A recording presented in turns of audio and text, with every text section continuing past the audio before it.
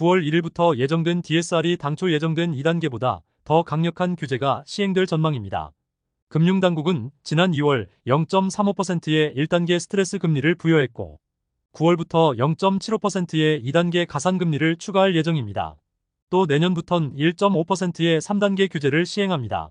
그러나 최근 수도권 고가주택을 중심으로 집값 불안 현상이 심화되면서 수도권 주담대에 대해서는 0.75%보다 더 높은 1.2%로 가산금리를 상향하기로 했습니다.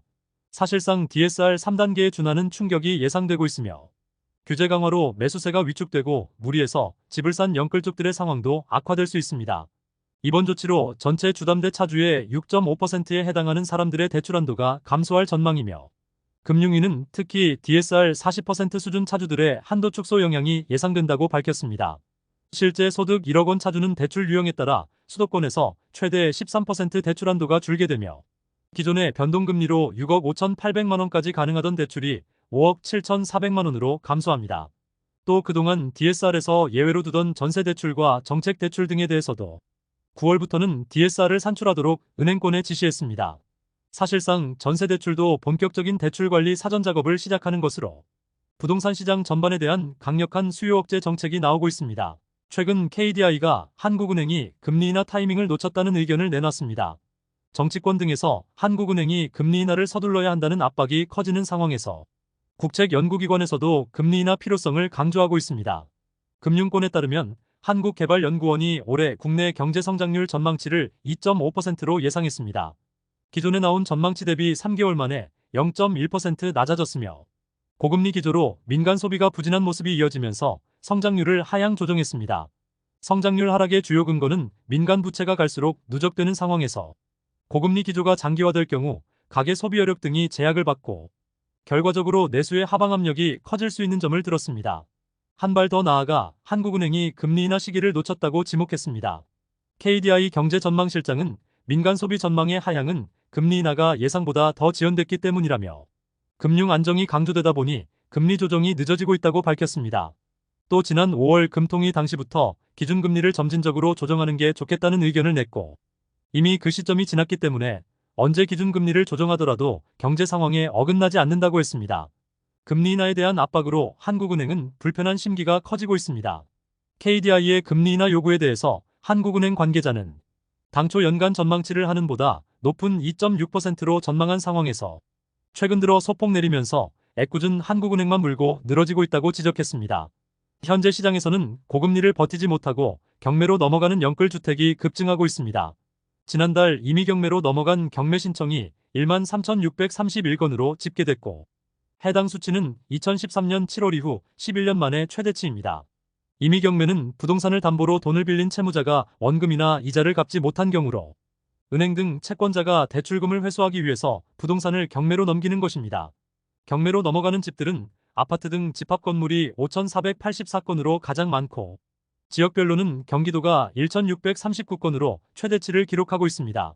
업계 관계자는 무리해서 갭투자에 나선 영끌족들이 대출금을 제때 갚지 못하거나 전세금을 돌려주지 못하면서 집이 경매로 넘어가고 있다고 전했습니다. 정부가 최근 부동산 시장 기획조사를 시작했습니다. 서울을 중심으로 수도권 집값 불안 현상이 심화됐기 때문이며 강남 3구와 마용성을 시작으로 1기 신도시와 수도권 전 지역으로 확대합니다. 집값 띄우기를 하지 말라고 경고한 정부는 강남 3구부터 집중 조사합니다. 국토부는 최근 서울 등 지역을 중심으로 가격 상승과 거래량이 증가하면서 집값 담합과 같은 시장 교란행위 신고가 증가하고 있다고 밝혔습니다. 국토부는 특히 시세보다 높게 거래하고 차익을 반환해서 집값을 띄우는 이른바 업계약 사례에 주목하고 집중조사에 나설 방침입니다.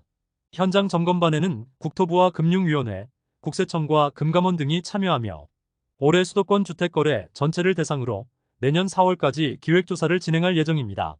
또 최근 정부가 발표한 서울 그린벨트와 인접지역 토지에 대한 이상거래도 조사합니다. 국세청은 탈세 의심 사례로 통보된 자체 보유 과세 정보와 연계해서 자금 출처를 분석하고 탈루 행위가 확인되면 세무검증을 진행할 계획입니다. 국토부는 지난해 기준 연간 93만 건에 달하는 주택거래 신고를 조사한 위법 사례도 공개했습니다. 서울에서 20억 이상의 고가 아파트를 매수한 이후 가족 등 특수관계인 사이에 불법 편법 증여를 한 것으로 의심되는 사례가 많았고 가격을 허위로 신고한 경우도 나왔습니다.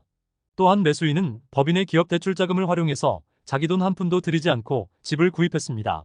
정부가 앞으로 매년 신규 주택을 최대 3만 채씩 공급하겠다고 밝혔습니다. 국토부 장관은 최근 발표한 공급 대책 영향으로 내년부터는 우수한 입지에서 과거 평균보다 최대 3만 채씩 더 많은 주택이 나올 것이라며 안정적으로 주택 공급이 이뤄진다는 신호를 확실하게 줄 것이라고 밝혔습니다.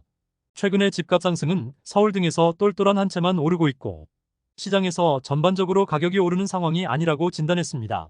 또한 조만간 충분한 주택 공급이 이뤄질 것이기 때문에 무리해서 추격 매수를 하지 말라고 밝혔습니다.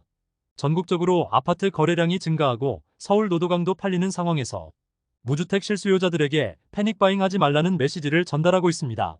국토부 장관이 지난 8월 8일 공급대책 발표 이후 언론 인터뷰 등에서 현재 주택시장 외적인 요인 등으로 집값이 크게 오를 상황이 아니라며 이번 대책으로 추가된 공급 물량 21만 가구가 더해지면서 2029년까지 42만 7천 세대를 신규로 공급할 계획이라고 밝혔습니다. 충분히 주택 공급이 되기 때문에 추격 매수는 하지 말라는 메시지를 주고 싶었다고 밝혔습니다. 당장 도심의 신축 매입 임대주택이 올해 하반기에 공급될 가능성이 있고 내년까지 11만 가구를 공급하는 비아파트 신축 매입 임대주택도 7만 7천 세대 신청이 들어왔습니다. 해당 물량은 약정 이후 바로 착공에 들어갈 수 있고 빠른 시간 내에 공급할 수 있습니다. 중장기적으론 재개발과 재건축 절차 단축으로 상시 주택 공급 체계를 완성하고 장기적으로 서울 등 그린벨트를 해제하면서 신규택지를 공급할 계획입니다. 사실 그린벨트 해제 물량은 실제 공급까지 10년 정도 시간이 걸릴 수 있는 프로젝트입니다. 현 주택시장에 대해선 서울 지역 똘똘한 한 채만 오르고 있고 다른 지역들과는 차별화가 되어 있다. 시장이 전반적으로 오르고 있는 상황이 아니라고 전했습니다. 침체가 심각한 지방에 대해서는 미분양 주택을 매입하는 시알리치가 9월 중 출시되며 관련 수요조사 결과 5천 가구 이상이 매입 의향을 보였습니다. 가장 중요한 공급 계획은 향후 6년 안에 착공할 수 있는 물량이 33만 세대로 연간 5만에서 6만 세대 정도가 착공에 들어갈 전망입니다. 다만 이런 정부의 발표에도 불구하고 시장 상황은 불확실성이 높아지고 있습니다. 최근 서울 아파트값이 21주 연속 오르면서 상승폭이 더 커지고 있고 88 대책 이후에도 서울 아파트값 불안 상황이 계속 이어지고 있습니다. 정부는 괜찮다며 안심하라며 조금만 더 기다리라는 메시지를 내고 있지만 내 집 마련 고통이 큰 무주택 실수요자들의 불안감은 지속되고 있습니다. 올해 2분기 전국 부동산 거래 금액이 2년 만에 100조 원을 돌파했습니다. 특히 서울 아파트 거래 금액이 직전 분기 대비 2배 수준으로 급증했습니다. 올해 2분기 전국 부동산 거래량이 총 28만 2,638건으로 집계됐고 거래량도 전분기 대비 10% 가까이 늘었습니다. 거래 금액은 30% 이상 증가한 100조 9,506억 원으로 나타났습니다. 거래 항목별로는 아파트 거래가 가장 큰 폭으로 늘었습니다. 2분기 아파트 거래량이 11만 9,275건에 거래 금액 57조 6,358억 원으로 집값이 상승하면서 거래 금액만 45% 이상 크게 증가했습니다. 지역별로는 서울 아파트 거래량이 80% 증가하고 거래 금액이 2배 가까이 늘었고 경기도와 인천도 거래량과 금액이 모두 증가했습니다. 신축 아파트 분양 가격이 폭등하고 전셋값까지 무섭게 상승하면서 더 이상 서울살이를 버티지 못하고 경기나 인천으로 떠나는 사람들도 증가 추세입니다.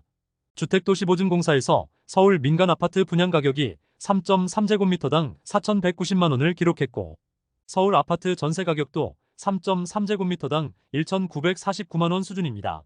아파트 매매 가격과 전세 가격 모두 상상을 초월하는 가격입니다. 통계청 자료에서 올해 상반기에만 24만 9,907명이 서울을 떠났으며 탈서울 인구의 약 70%에 해당하는 17만 3,956명이 경기도와 인천으로 이동했습니다.